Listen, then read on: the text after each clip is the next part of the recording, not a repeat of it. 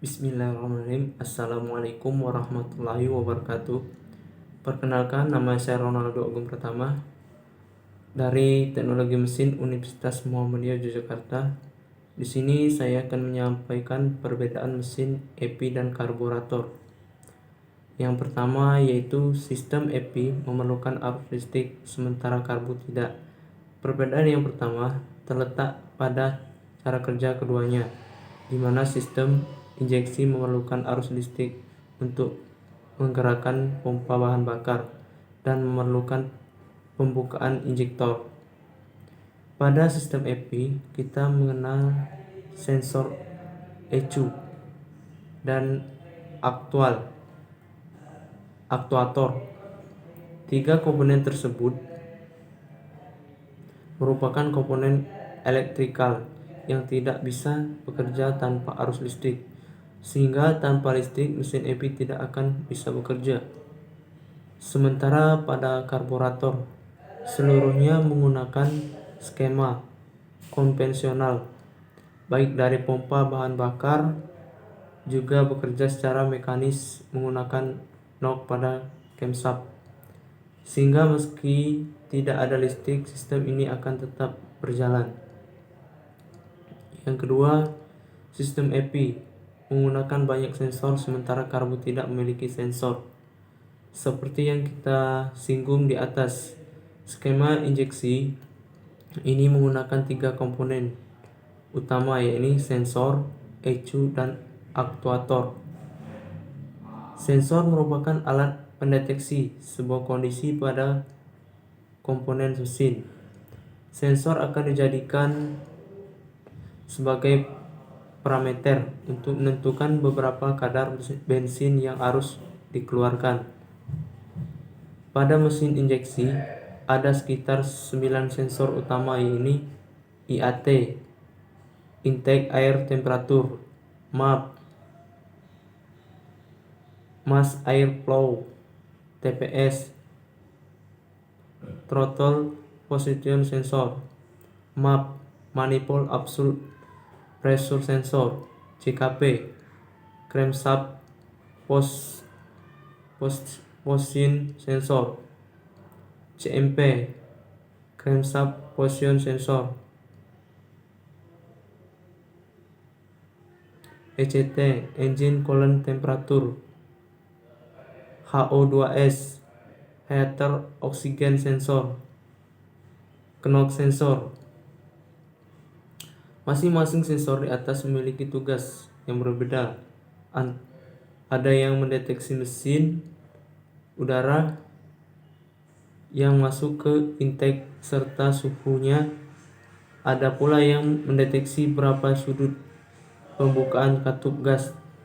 Data yang didapat akan dikirim ke ECU untuk kemudian mengatur pembukaan injektor agar volume bensin yang disuplai sesuai. Untuk mesin karburator tidak akan menemukan sensor sebanyak ini karena volume bensin yang keluar ke intake itu hanya diperlukan oleh kecepatan udara yang melewati venturi.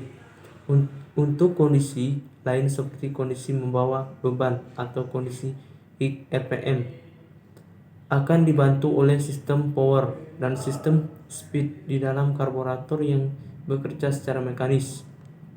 Yang ketiga, karburator dilengkapi dengan sistem choke sementara sistem injeksi tidak ada.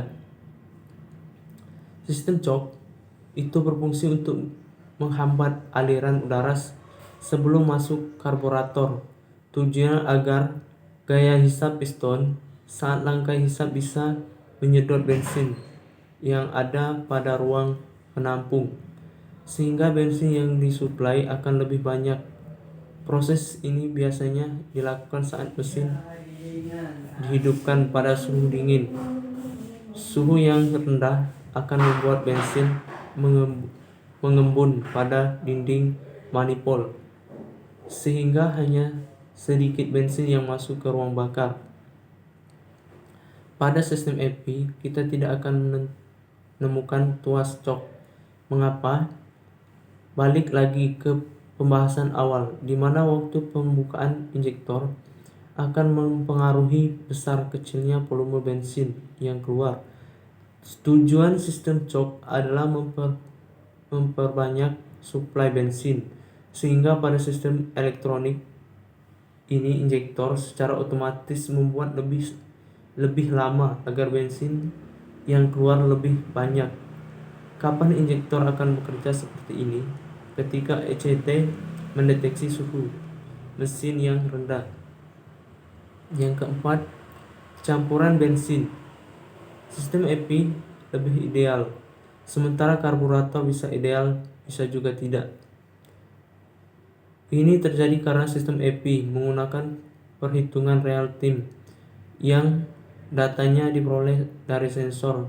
Sensor inilah yang mengirimkan data secara akurat dan tersebut kemudian akan dihitung bersama data-data sensor lain untuk kemudian menyimpulkan timing. Pembukaan injektor beserta lamanya.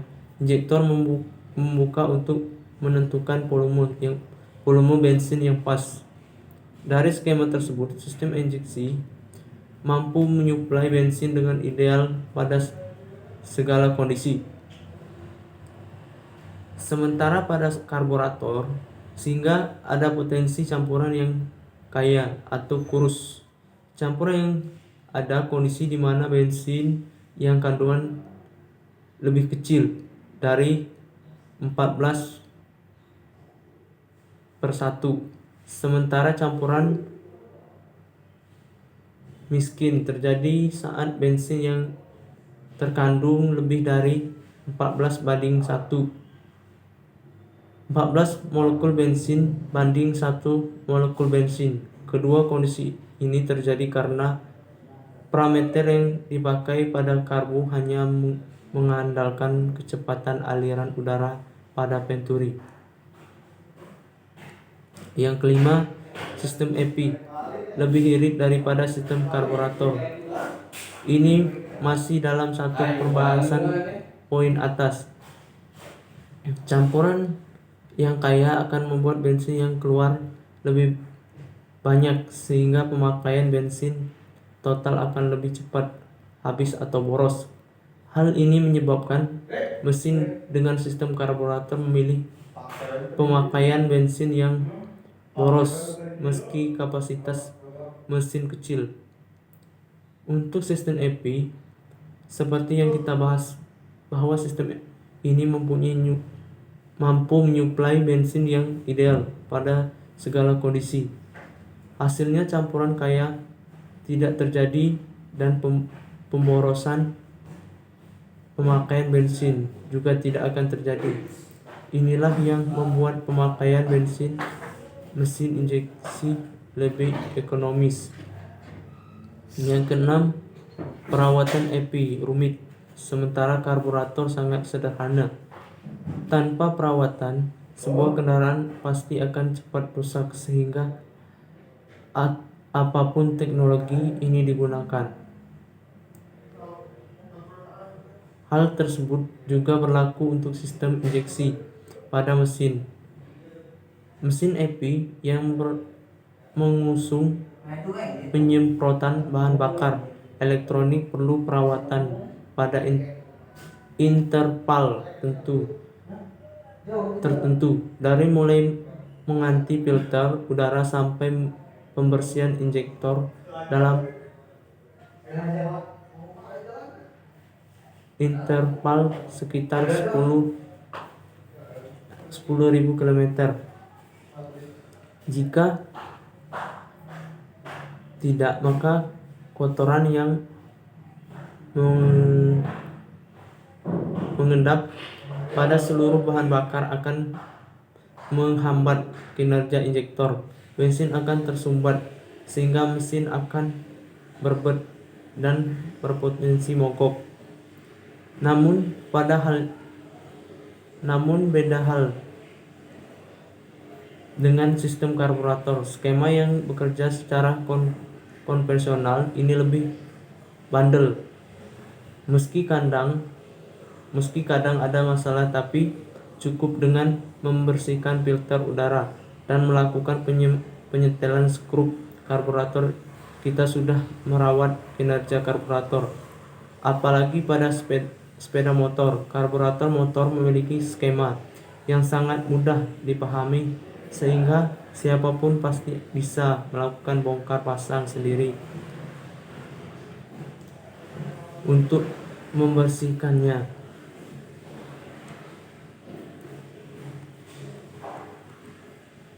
Sistem karburator yang ketujuh, sistem karburator bisa di-setel dengan mudah, sementara injeksi perlu alat khusus. Mungkin ada pernah melihat dua buah skrup pada karburator. Skrup tersebut berfungsi untuk mengatur perbandingan udara bahan bakar yang masuk ke dalam mesin. Kita bisa mengaturnya semua kita dengan hanya bermodalkan obeng pipih. Tapi pada sistem EP apa bisa kita tidak akan menemui dua skrup ini, karena semua pada sistem EP itu diatur secara otomatis. Namun ketika bisa melakukan penyetingan, hanya saja perlu alat khusus atau modifikasi wiring EP. Penyetingan ini akan melakukan resetting data ECU memakai scanner, dan cara kedua dengan menambahkan modul khusus pada salah satu kabel sensor yang sinyalnya berubah. Tapi melakukan setting ulang tanpa hitungan sama saja mempercepat kerusakan mesin. Untuk itu kepercayaan saja settingan pabrikan agar segala aspek, baik aspek keawetan mesin atau keiritan bahan bakar, bisa terpenuhi. Demikian artikel lengkap mengenai perbedaan sistem EP dan karburator. Semoga bisa menambah wawasan kita dan bermanfaat bagi para pembaca sekalian. Baik, itu saja penyampaian dari saya. Saya Ari. Wassalamualaikum warahmatullahi wabarakatuh.